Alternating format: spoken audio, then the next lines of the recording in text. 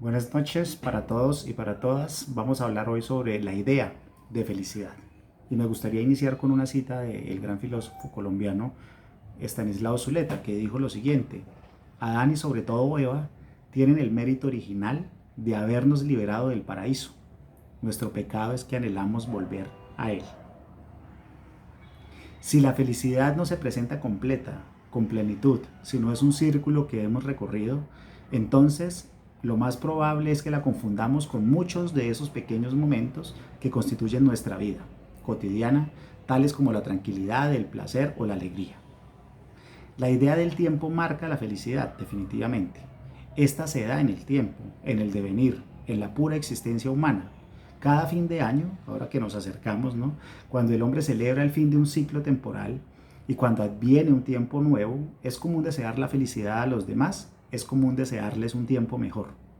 La renovación del tiempo cósmico, o para decirlo de manera más simple, una vuelta más al sol, el suceder de las estaciones con sus cosechas o flores, el verano con la posibilidad del ocio y el relajo, etcétera. Todos estos eventos están asociados con cierta percepción de una vida mejor, de un tiempo cualitativamente distinto, irrigado por la felicidad.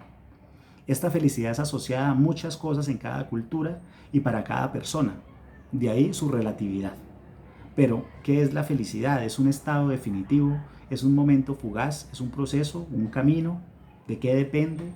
¿A qué la podemos asociar? Digamos que esas son las preguntas claves.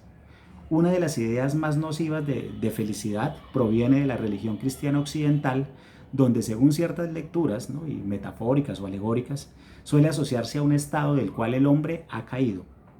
El paraíso es el origen de la humanidad, el hogar del regocijo, la plenitud, la ausencia del dolor y del trabajo. Eva es en el paraíso la destructora de la felicidad y el origen del mal para la humanidad. Es un punto clave y fundacional para el patriarcado. Pero también la caída es la génesis del conocimiento, de la ciencia y de la historia. Vista esta como sufrimiento, ¿no?, como la antifelicidad. Desde la caída, la vida es lamento y se torna en un esfuerzo que no cesa, sino hasta la recuperación del estado paradisíaco, o hasta con la recuperación de ese estado paradisíaco. El Edén, Adán y lo adánico van de la mano como la totalidad armónica que ha sido rota por el pecado. La caída es el camino del sufrimiento, el inicio del esfuerzo para recuperar la gracia de Dios. En esta lectura, el fin de la historia coincide con el paraíso inicial. La vida eterna del alma y de los cuerpos celestes, sin sufrimiento, es la promesa o son la promesa. Es el punto de llegada, la llegada al lugar del cual el hombre nunca debió haber salido. El paraíso es la recompensa y su logro el descanso, el fin del dolor del mundo y la recuperación del estado feliz de la humanidad tras su largo peregrinaje por la desdicha y por el valle de lágrimas. Esta edad de oro, o sea, lo que representa el Edén o el paraíso bíblicos, no es ajena a otras culturas. De hecho, existe también en la cultura griega. Hesíodo lo pone de presente en su libro Los trabajos y los días, cuando dice, ¿no?, los humanos vivían como los dioses, libre el corazón de preocupaciones, lejos del trabajo y del dolor, todos los bienes les pertenecían. El campo fértil les ofrecía por sí mismo una abundante alimentación que consumían a placer. Hasta ahí Hesíodo, ¿no? Ese paraíso también fue roto. Así, la felicidad parece ser un estado asociado a un lugar, a un espacio contenedor y definidor de la vida humana, un concepto propio de la antropogénesis y un producto más de eso que yo llamo la antropoiesis, o la producción de la existencia humana, ¿no?, con sus producciones míticas, con sus construcciones imaginarias, con sus utopías, etcétera, ¿no?, que esos mitos y esas construcciones utópicas pues le han permitido al humano abrirse un espacio vital en la agreste naturaleza.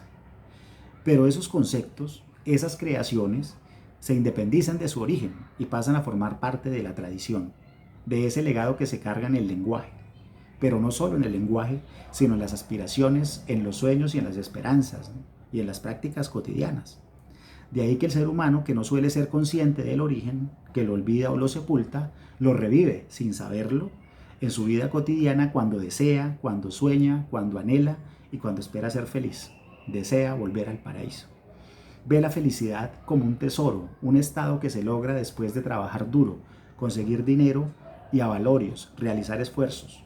La felicidad se convierte casi en algo tangible, como una estancia definitiva al final del camino, donde la vida y la existencia deben reposar con la plenitud, con el cierre del periplo, el término de las penurias y de todos los pesares.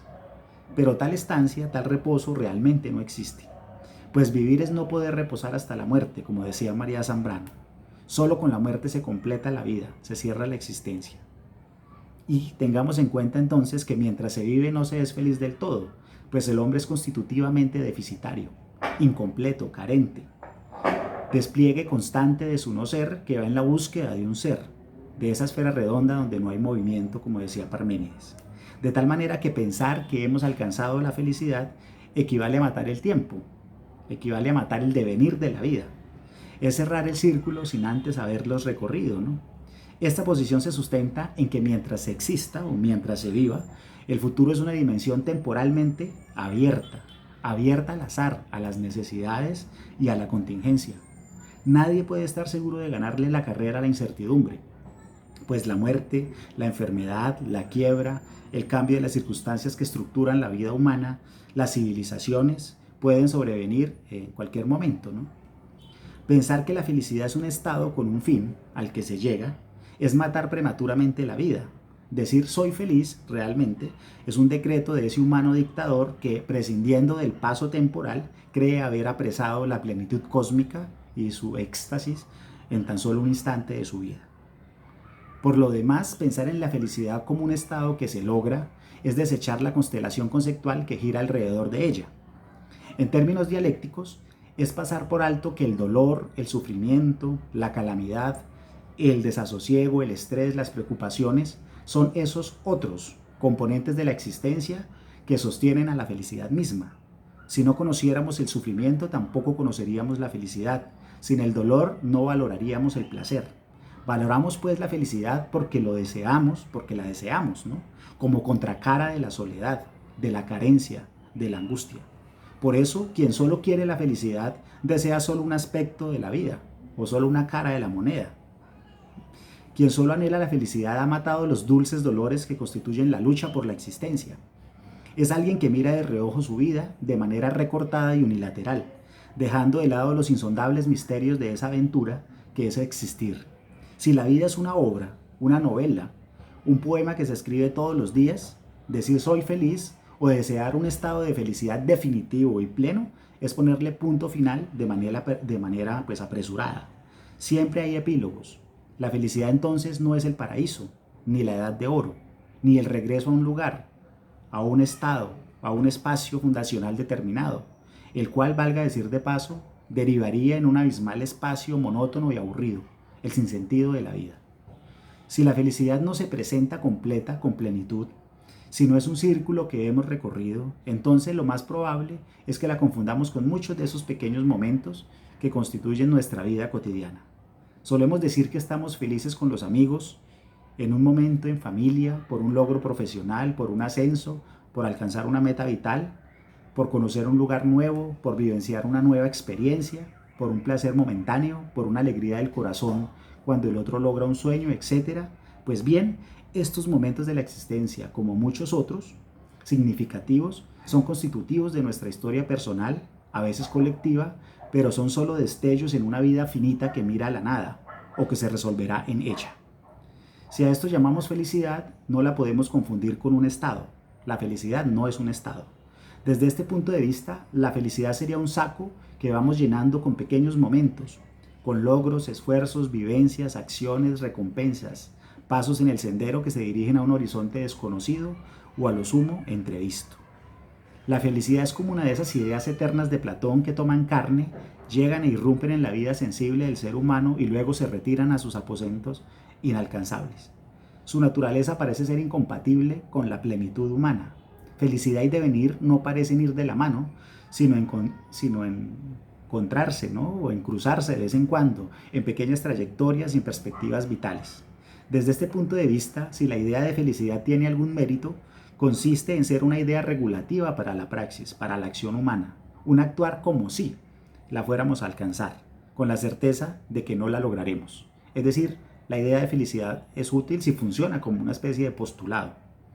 Por lo demás, si hemos de tratar de apresar la felicidad, Esto no se logra en el paraíso de las ovejas o en la pradera de los burros felices, sino quizás las pesquemos o pesquemos la felicidad en las veloces aguas del río de Heráclito, es decir, en las veloces aguas de la vida, donde irrumpe con grados distintos de intensidad, en el éxtasis de un orgasmo, en el regocijo de la calma, en la nivelación del ser que se produce en la tranquilidad, en la alegría de un momento, en la dulzura de una sonrisa. Todas estas son crestas de felicidad, no continuas, solo grandes o pequeños picos que dejamos como estelas en el tiempo, huellas en el pasado. Al final, la felicidad será entonces un proceso intermitente, líneas discontinuas, una suma de contingencias que forman parte de lo vivido. Y lo vivido no se puede borrar, pues ni la ausencia la suprime siquiera, lo suprime. Concebida como discontinuidad, la felicidad empieza a formar parte extrañamente de esa historicidad concreta que es nuestra vida y de este proceso biológico destinado a cesar que es nuestro cuerpo. Y al final, y solo al final, cuando aparezca la muerte, con su clausurado horizonte, quizás el no ser y la felicidad plena confluyan y se fundan en un todo armónico, irrompible y definitivo. Así será a lo sumo para los místicos, y así era para los místicos. Ya no será la felicidad en el tiempo humano, sino fuera de él, en la atemporalidad. Gracias por su atención.